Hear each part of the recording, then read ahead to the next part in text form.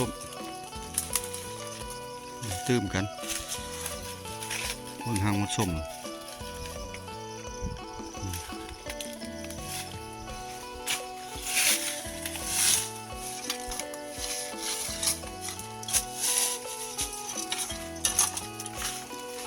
เนี่ยกินได้อึดได้บานเฮาได้บ่มีอันเซาะอันหาได้ได้น้ำไม้แหนงมันก็พอได้แกงเปลี่ยนวิวมีแต่งานคนล้มคนตายแล้วก็มาหากิน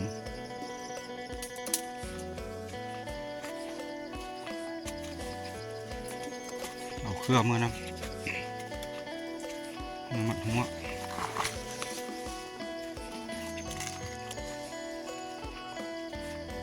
โอ้ผักกระโดดนี่งามแท้มันหักแก่แล้วนะผักกระโดดงามแท้ละน้ำของเสียงกระเล่นห้องน้ำไปสักกระดอแท้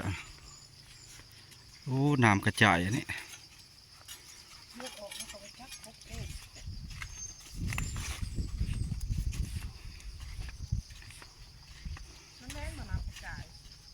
น้ำมันกระจายนะ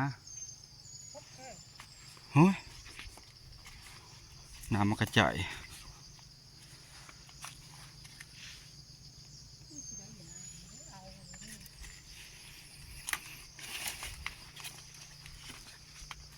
อากาศร้อนกว่าเก่าใครแต่มันตกให้เนาะมันบ่ตกเลยมันแล้ว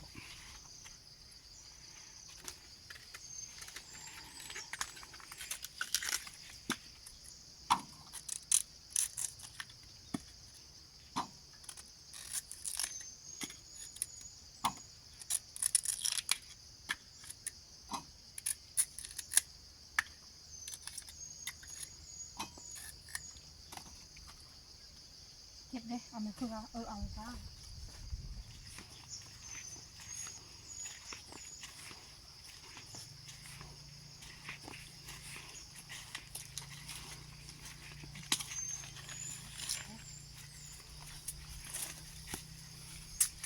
งัวกินนะมันเป็ดเพราะพงโน่ได้โน่งัวกินมัด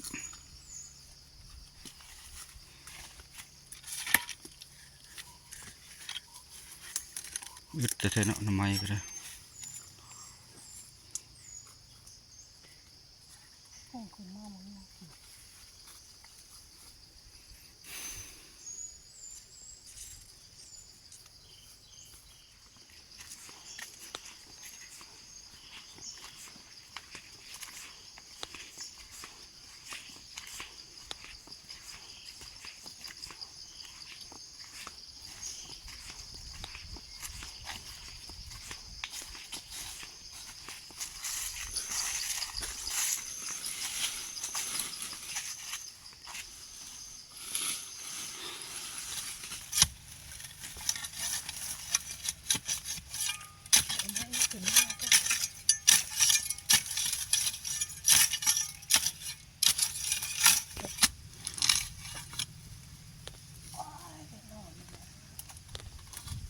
ใหญ่เติบเนาะหม้อกินรสอื่นให้กัน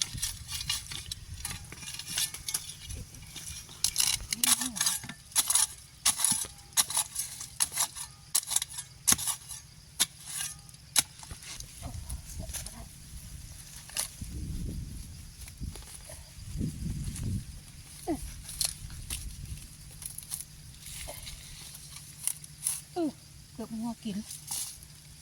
โอ้ไม่เก่งง่ายเลย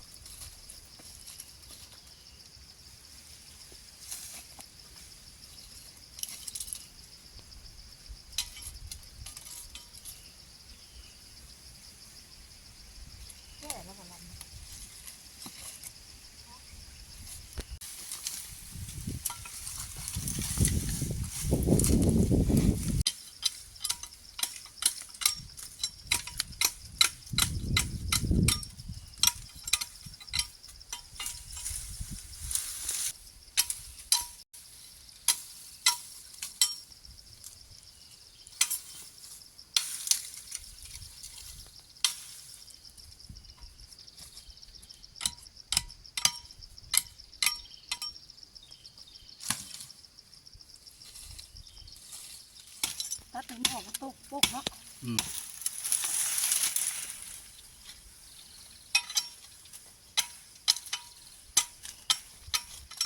ตัดแล้วมันหักป่งหรอกนอน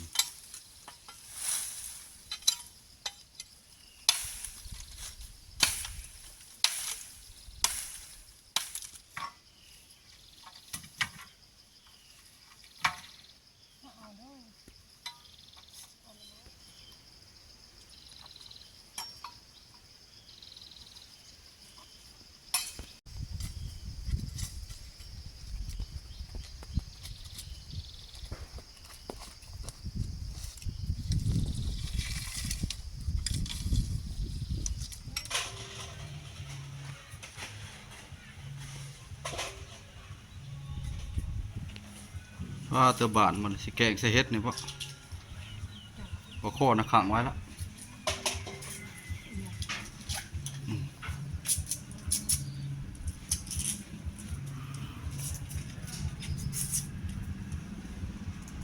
หมดใหญ่เลยเนาะ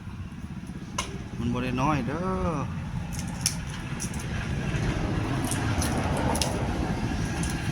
ไอ้เครื่องเราบ่เอาวะว่าปลาข้อเขาเบ็ดเครื่องเราบ่เอาวะเอาแล้วก็ขายนะเรามาเราถามเราเด้อ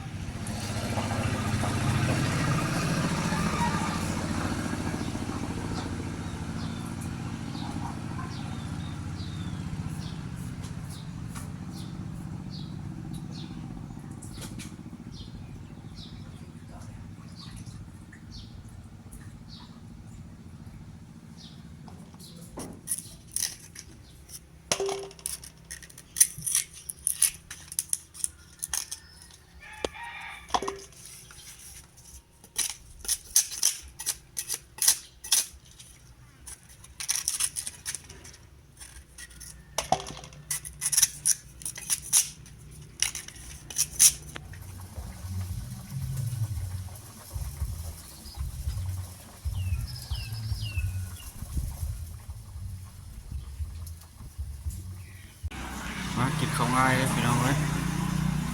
เอิร์ธไปกินข้าวเนี่ยข้าวง่ายฮะอันนี้นี่แกงหน่อไม้แล้วล่ะเนี่ย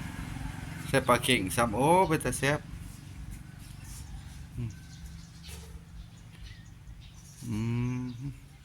เป็นแต่แซ่บพี่น้องกินง่ายโดหน่อไม้ไม่ไหม้สดๆร้อนๆมาข้าวง่ายเนี่ยปลาเข่งมากินข้าวนำกันครับพี่น้องแล้วปลาเค็ง3-4 ตัวปวดตกเราไปเลาะได้ทำไมไม่เนี่ยบนออกพี่น้องสบายดีเมื่อทุกคนเด้อมากินข้าวนำกันเนาะนะถามมาเลงนี่ที่สเก้าบัดดองมันดุมดีสิแต่ว่านิ่งๆเด็กๆมาหายพามาหายยังเว้ยอย่าไปกระไปอย่าไปกระยามันคนบ้านเฮาเป็นนะถ้าภาษา